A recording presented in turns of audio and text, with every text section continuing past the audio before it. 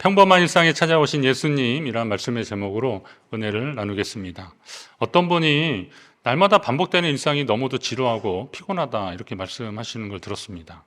하지만 그 말은 우크라이나나 이스라엘 가자 지구에 있는 분들 앞에서 아마 하지 못하실 겁니다. 여러분에게 허락되는 평범한 일상을 소중히 여기시기 바랍니다.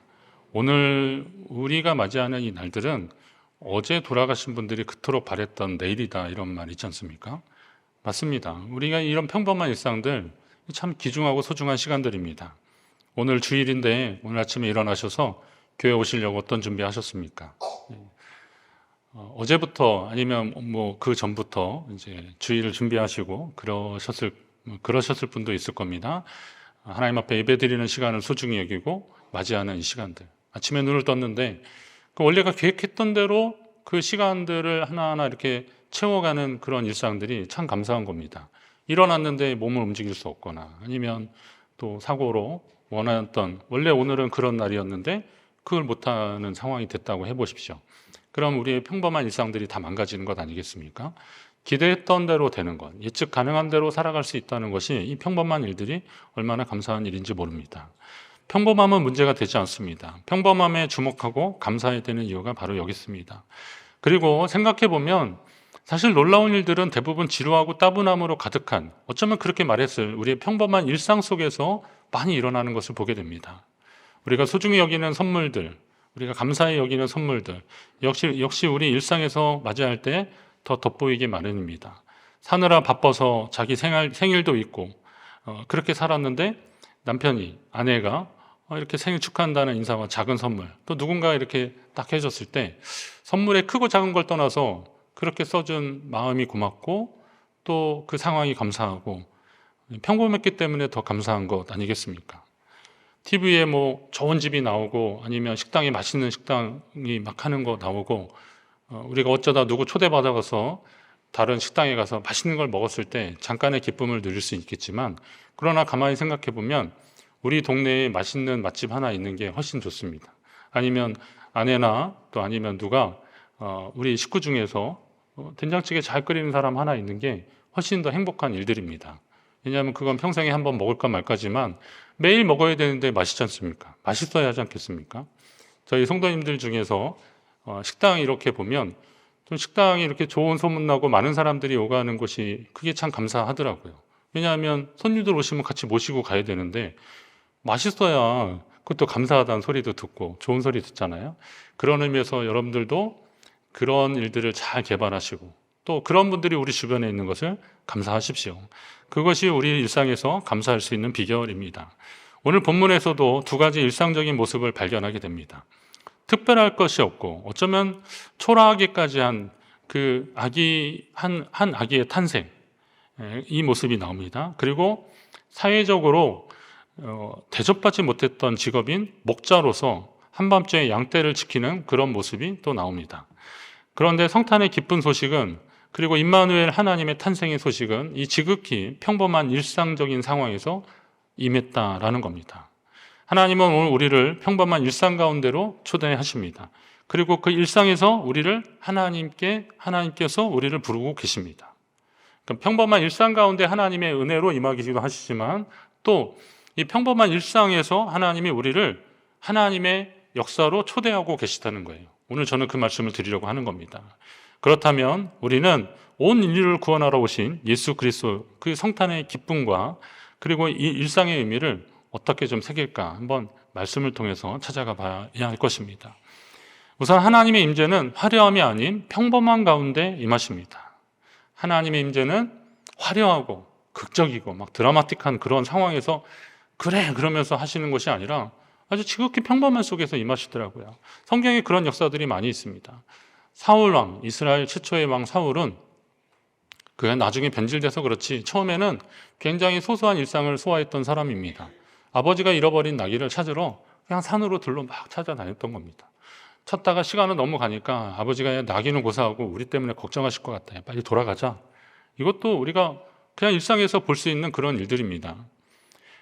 사울의 뒤를 이어서 다윗이 왕이 되었는데 자연스럽게 왕이 된 건 아니잖아요. 우여곡절이 있잖아요. 그런데 우리는 다윗 왕을 집중하고 있지만 다윗이 언제 하나님의 부르심을 받았는지 한번 생각을 해보십시오. 이세의 8 아들 중에서 막내라서 그냥 어린 아들인데 그 양을 치는 그냥 평범한 일상 속에 있었는데 누가 사람이 온 거죠. 야, 우리 집에 지금 사울 선지자가 왔는데 너를 지금 막내 너를 찾고 있다. 너 빨리 가자. 그래서 무슨 일이야? 그러면서 이렇게 막 간 거죠. 양을 치다가 그냥 그 부름을 받은 겁니다. 이사야 선지자 같은 경우도 그렇습니다. 평소처럼 하나님의 전에서 기도하는데 하나님이 누가 나를 위해 갈고 그럴 때 주님 내가 여기 있나이다. 나를 보내소서. 이사야가 평소처럼 기도했던 사람이었기 때문에 주님의 그 말씀도 들었을 것입니다. 베드로와 요한도 그렇습니다. 평소처럼 기도하러 성전에 올라가다 성전 미문 앞에 앉아있는 사람을 보게 된 거고 은과금은 내게 없지만 내게 있는 이름 예수 그리스도의 이름으로 내게 주노니 일어나 걸으라 라고 했던 거죠. 자, 일상 속에서 그들은 하나님의 역사의 현장에 함께 참여하는 은혜를 경험했던 것입니다. 사실 누가는 아주 크고 좀 방대한 스케일로 이야기를 시작하는 것 같이 보이기도 합니다. 원래 그렇습니다. 그때 가이사 아구스토가 영을 내려 천하로 다 호적하라 하였으니 이 호적은 구레뇨가 수리아 총독이 되었을 때 처음 한 것이라. 황제 가이사 아구스토라는 사람이 나오고 구레뇨라고는 수리아 총독이 나옵니다. 이 사람들의 이름만 봐도 이게 좀 굉장히 좀 스케일이 좀 큰 것 같습니다. 실제로 크긴 컸습니다. 로마 황제 가이사 아구스토가 제국안의 모든 사람들이 지켜야 하는 따르지 않으면 안 되는 그런 명령을 내렸습니다. 호적을 하라는 거, 호적을 정리하라는 겁니다. 만약에 제가 지금 춘천에 살고 있지만 저는 인천이잖아요. 그러면 이제 그 동네 가서 잘 살고 있는지 어떻게 있는지 기본 조사를 하라는 겁니다. 요즘 세상이 좋아져서 다 그냥 통계청이나 이런 데서 다 하고 있지만 그 당시에는 본적에 가서 정리를 하라는 겁니다. 그런 명령을 내렸습니다. 그런 가운데 예수님이 그래서 이 갈릴리 나사렛에서 베들레헴까지 오게 된 겁니다. 원래 그 부모는 그쪽 지역 사람인데요. 그렇게 된 거죠. 다른 신화나 이런 데서는 그 신의 등장을 굉장히 화려하고 장엄하게 다 소개하고 그렇습니다. 천지가 개벽하는 그런 신화들 있잖아요. 그리고 아주 특별한 무슨 장치를 만들어서 그렇게 하는데 예수님의 탄생은 그렇지 않고 오히려 정말 소박하게까지 합니다. 그냥 당시의 상황이 전혀 다른 상황이죠. 세금 징수를 목적으로 호적을 정리하는 가운데에서 그의 육신의 부모가 고향을 찾아가는 그런 사건으로 이 이야기를 지금 소개하고 있습니다.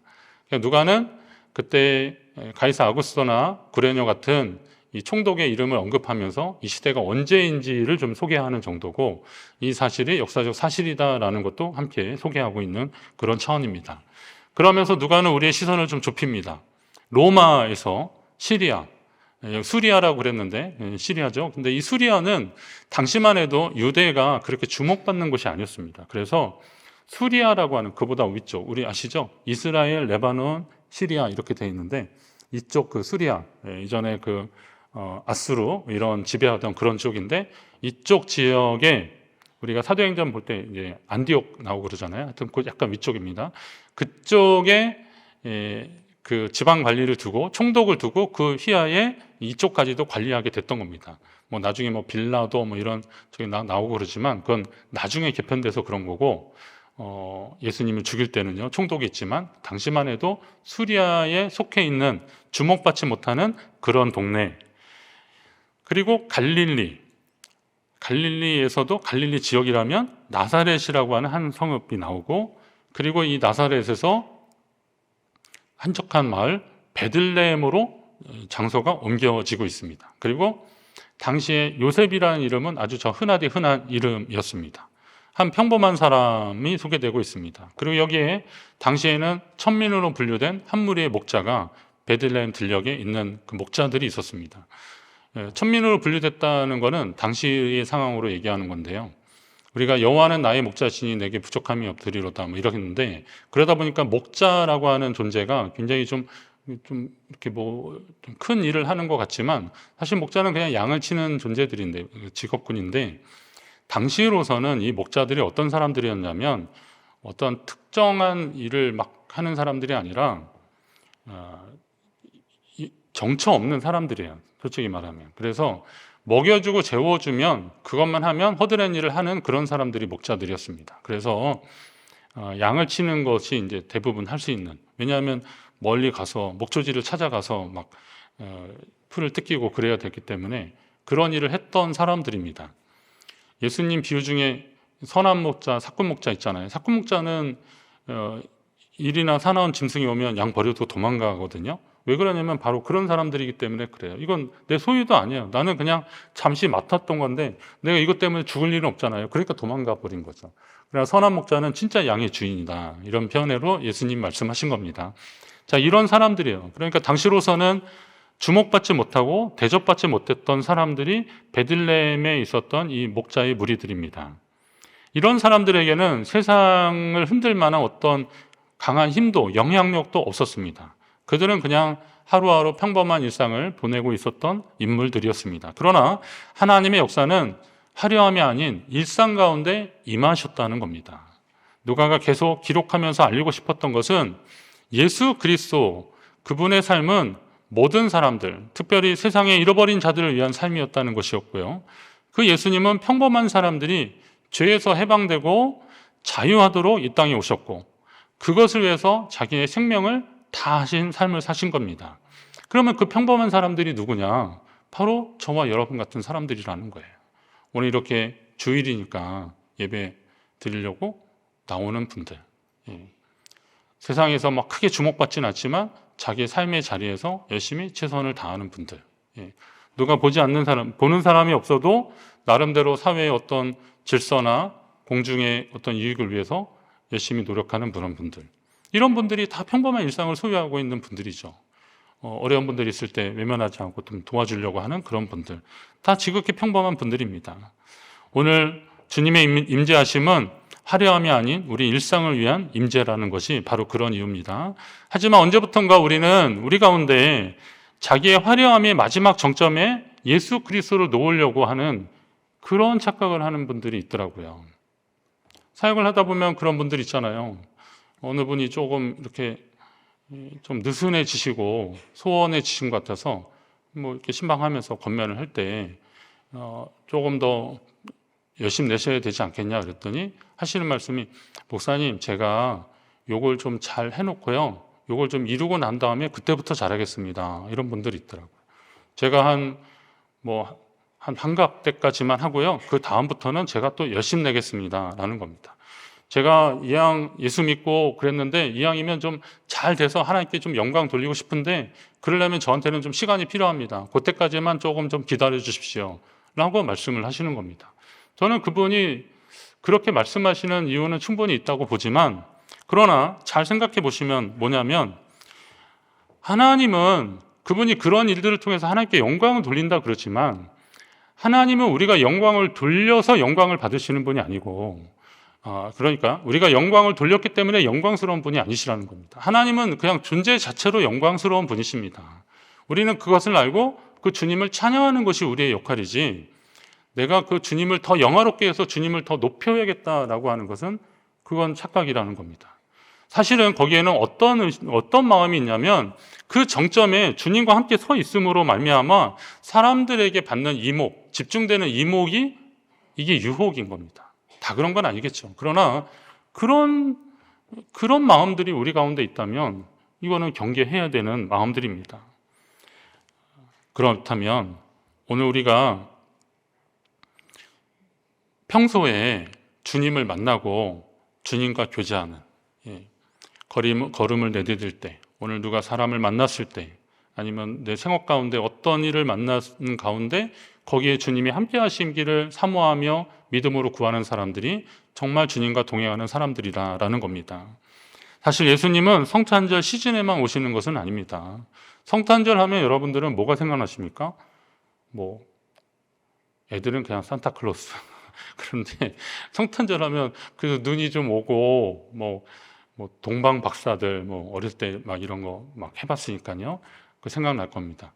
이번에 참 베트남 갔는데 요즘 그 성탄 시즌이니까요. 백화점이나 이런 상점이나 호텔도 그렇고 이런 걸 막 다 해놨더라고요. 저는 좀 낯설어요.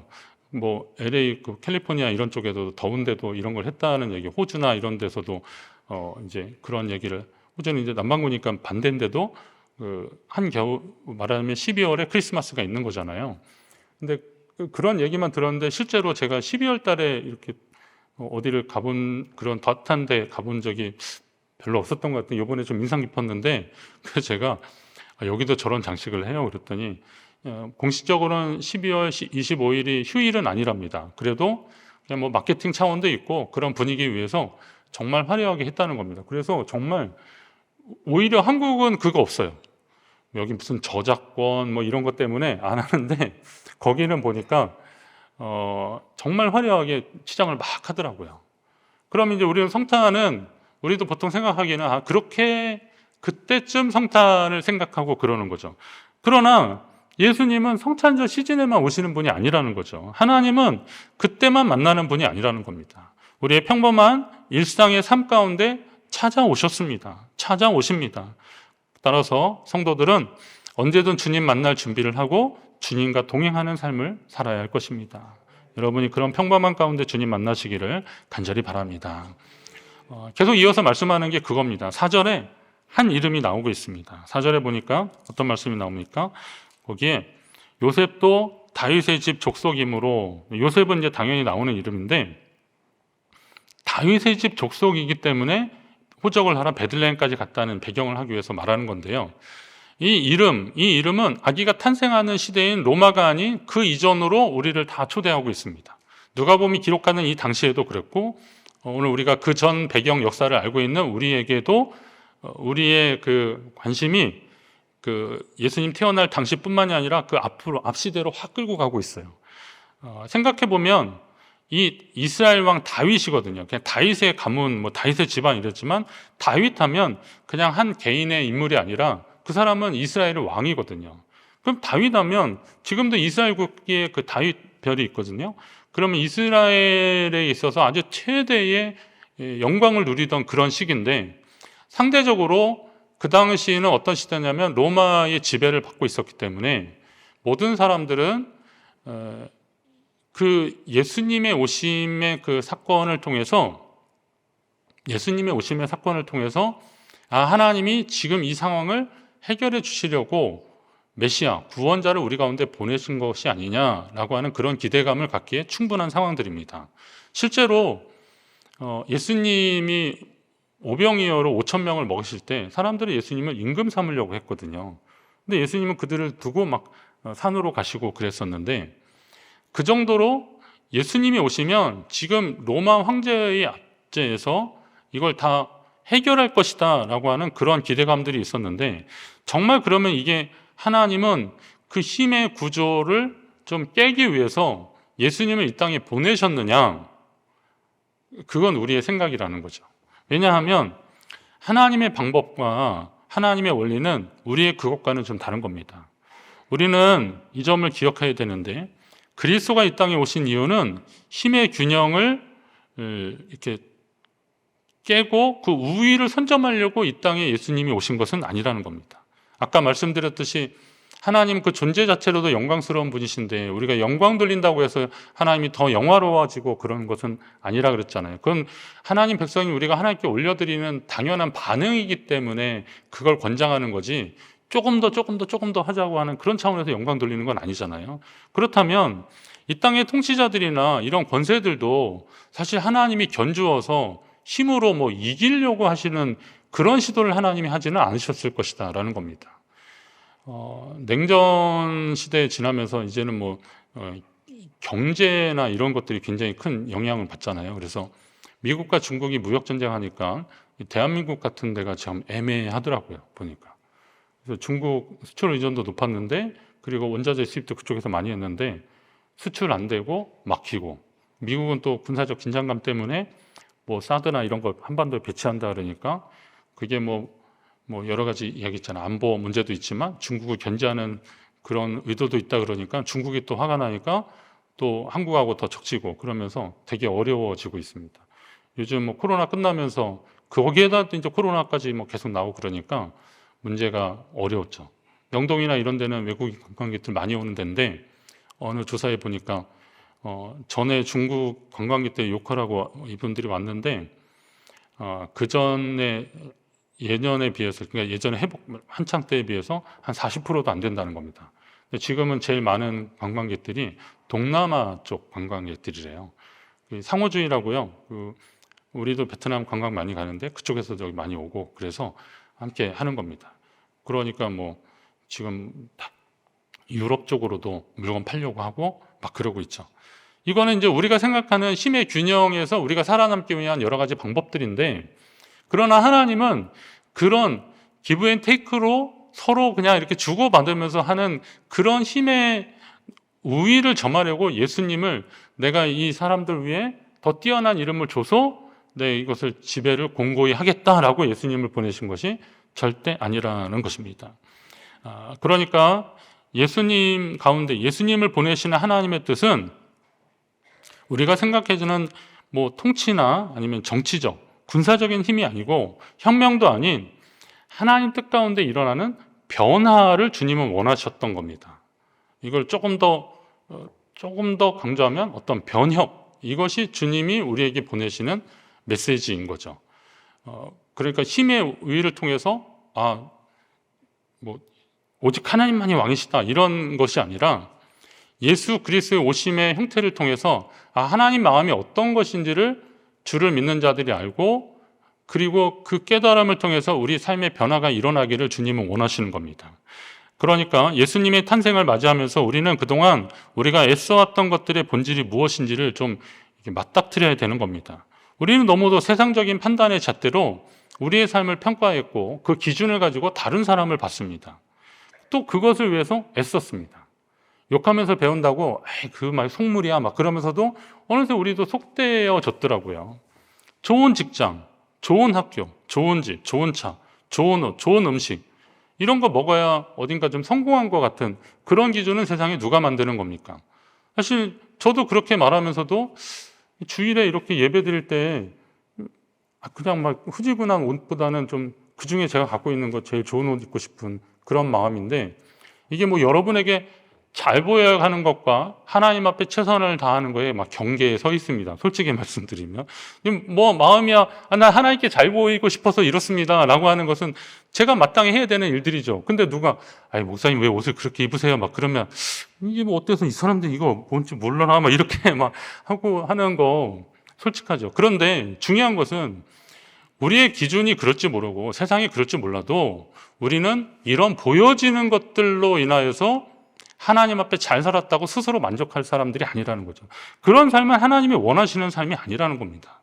예수님이 이 땅 가운데 그 유대에, 그리고 예루살렘도 아니고, 동방박사들은 유대의 왕이 올 것이라고 날 것이라고 하니까 별자리를 보고 왕궁으로 찾아갔잖아요. 그런데 거기가 아니었다는 거죠. 베들레헴은 아까 말한 대로 예루살렘 성읍 사람들에게 그 베들레헴 들녘에서 나오는 그 밀로 빵을 만들어서 빵을 제공하는 사람들이 살던 곳이 베들레헴입니다. 뭐 떡집, 빵집 막 그런 뜻도 그거였거든요. 그곳에 뭐 여기 보니까 구유에 놓였다 그러니까 이것도 말구유라고 하는 성경의 표현은 없는데도 그렇게 표현하는데, 아무튼 낮고 낮은 곳에 오신 이유는 무엇이겠냐? 하나님은 이 힘의 균형을 깨거나 그 위를 차지하면서 그렇게 하시려는 것이 아니라, 그게 하나님의 본체가 이 땅 가운데 오시는 방법을 통해서도 우리에게 알려주고 싶으셨던 것이 있는 거죠. 보이는 화려함이 아니라 하나님 뜻이 우리 가운데 어떻게 임하는지를 통해서 가장 낮고 천한 사람들도 예수 그리스도를 통해서 얼마든지 하나님의 자녀 될 수 있다라는 것을 보여주는 것입니다. 그러니까 진정한 위엄과 권세는 사람이 정해놓은 기준에 의해서 평가되는 것이 아니라 오직 하나님께 속해 있는지, 그리고 하나님이 하시는 역사의 중심에 서 있는지를 알려주는 것이 이게 하나님의 의도인 것입니다. 그렇기 때문에 우리는 마음 중심의 주님을 모시는 삶을 살아야 할 것입니다.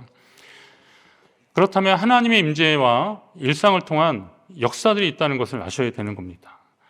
그러니까 로마는 광대하고 힘 있는 국가였지만 베들레헴은 아주 작고 초라한 마을이었습니다. 그럼에도 하나님의 영광은 이 초라한 베들레헴을 비추고 있습니다. 아기 예수의 아버지인 목수 요셉, 그리고 목자들에 의해 황제는 그거에 비하면 황제는 전능자였지만, 그러나 하나님은 착하디 착한 요셉, 자기 약혼한 정혼한 여자가 임신했다는 소식 들으니까 괜히 이거 잘못 말했다가 여자가 맞아 죽을 것 같으니까 그냥 가만히 끊으려고 했던 착한 사람이거든요. 마음 약하고 그런 요셉. 그리고 아까 말했던 사회적으로 메시받고 천대받았던 그런 직업군의 목자들, 이런 사람들, 세상으로 보면 그렇지만, 그러나 그들에게 하나님은 하나님의 아들을 품을 수 있는 기회를 주셨고, 그분의 탄생 소식을 전하는 첫 증거자가 되도록, 증언하는 사람이 되도록 하나님은 은혜를 베푸셨던 것입니다. 그렇다면 오늘 우리에게도 그런 가능성이 충분히 있는 거죠. 우리의 일상에 하나님이 임하시면, 하나님이 우리를 사용하시면 하나님이 하시는 위대한 역사를 함께 우리는 실행할 수 있다는 것입니다. 우리는 모두 평범한 일상 속에 있는 한 사람이지만 영원하신 하나님께서 우리를 통해 큰 역사를 만들어 가심을 믿으시기 바랍니다. 개인으로 보면 별로일 수도 있습니다. 그러나 우리가 믿음으로 주님께 의지하며 주님과 함께 하려고 하는 마음의 문을 열면 주님은 우리를 통해서 얼마든지 그 일을 하고 계시는 겁니다. 그러면 지금 여러분의 시선은 어디에 고정되어 있습니까? 성공한 이들의 화려함에 있습니까? 아니면 작고 나약하지만 하나님의 위대한 역사를 위해서 사용하실 나를 보고 계십니까? 여러분의 삶이 평범하다고 생각하지 마시고 그 가운데 일하실 하나님을 찬양하시기 바랍니다. 그렇게 됐을 때 요즘 같은 이 대림절 기간에도 여러분의 평범한 삶을 통해서 우리는 얼마든지 예수 그리스도를 증언할 수 있고 그분을 소개할 수 있습니다. 오늘 본문 마지막에 읽은 건 이건 천사들이, 천군 천사가 하나님께 영광 돌리면서 하는 일들이지만, 이 말은 오늘 우리 모두가 해야 되는 아기 예수님을 향한 증언의 내용들입니다. 거기 보니까 지극히 높은 곳에서는 하나님께 영광이요, 땅에서는 하나님이 기뻐하신 사람들 중에 평화로다 그랬는데요. 이걸 그냥 줄여서 말하면 하늘엔 뭐예요? 영광, 땅에는 평화. 예수님의 탄생이 뭐냐? 그러면 이 이야기를 해야 되는 겁니다. 근데 이 이야기를 그냥 성경에 그랬어 라고 이야기할 것이 아니라 하나님의 영광이 우리 가운데 임했다라는 거죠. 그 임함으로 인해서 우리는 기뻐하고 평화를 누릴 수 있다는 거죠. 근데 그런 말하는 사람이 막 얼굴 찌푸리고 그런 말 할 수 있겠냐는 거죠. 이미 내 속에 주님이 임하셨고, 그리고 내 삶의 변화가 일어났고, 나는 그 주님의 탄생의 소식을 내 삶의 모습과 함께 당신에게 소개합니다 라고 하는 것이 대림절 기간을 보내는 그리스도인들이 할 일들이고, 말씀드렸듯이 이 일은 대림절 기간에만 할 것이 아니라 우리 평소의 일상에서도 얼마든지 할 수 있는 주님을 증언하는 그런 시도들입니다. 이제 우리는 화려함이 아닌 평범함을 묵상해야 됩니다. 여러분이 극적인 상황에서 그 정점에서 나는 하나님이 이렇게 하셨습니다 라고 많은 사람들에게 간증할 준비를 하느라고 밤새지 마시고 그런 거 하려고 막 애쓰지 마시고, 우연히 그런 기회가 주어졌다면 하나님께 영광입니다 이런 얘기 하는 것은 참 은혜롭고 좋겠죠. 그러나 그걸 위해서 막 애쓰지 마시고 그 순간만을 위해서 오늘 여러분에게 주어진 지극히 평범하고 소중한 일들 가운데서 하나님을 나타내고 주를 증거하는 저와 여러분 되시기를 간절히 바랍니다. 그 일상으로 하나님이 우리를 초대하고 계시고 그 일상에서 우리를 부르고 계십니다. 그러면 그 가운데 하나님을 나타내고 증언한다면 오늘 우리의 삶이 하나님과 함께하는 복된 삶이 될 줄로 믿습니다.